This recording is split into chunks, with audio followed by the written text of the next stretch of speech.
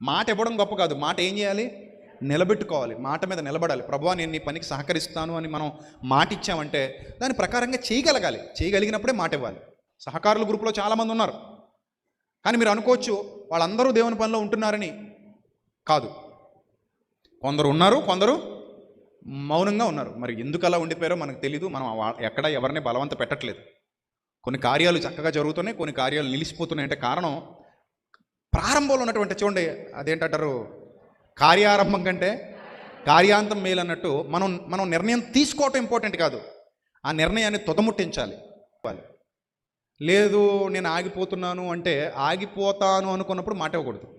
అలాగే చేయగలిగిన సామర్థ్యం ఉండి కూడా చేయకుండా ఉండడం మంచి పద్ధతి కాదు.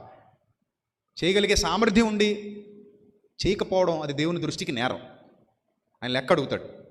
కాబట్టి సామర్థ్యం ఉన్న ప్రతివాడు దేవుని పనిలో వాడబడాలి, సామర్థ్యం ఉన్న ప్రతివాడు దేవుని పనికి ఇవ్వాలి, సామర్థ్యం ఉన్న ప్రతివాడు సత్యసువార్త ప్రకటనలో ముందుకు రావాలి, వాళ్ళతో కలిసి కష్టపడాలి. ఇది మనందరి బాధ్యత. కాబట్టి ప్రియమైన దేవుని సంగమ, మందిరము సంఘము అనగానే ఒక శరీరము అని గుర్తుపెట్టుకోండి. ఇదంతా ఒకటే శరీరము. ఈ శరీరము అను సంఘమునకు శిరస్సు ఎవరు?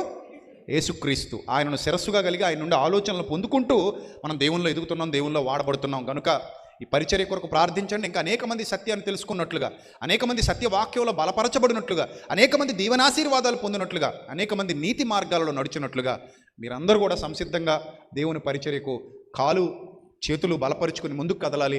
సత్యవాక్యం అనే ఖడ్గాన్ని చేతబూని అనేకుల హృదయాలను ప్రభు వైపుకు తిప్పగలిగే యోగ్యత కలిగిన పిల్లలుగా మీరు వాడబడాలని మరొకసారి మీ అందరికీ ప్రేమపూర్వకంగా విజ్ఞప్తి చేస్తూ నా మాటలు ముగిస్తున్నాను.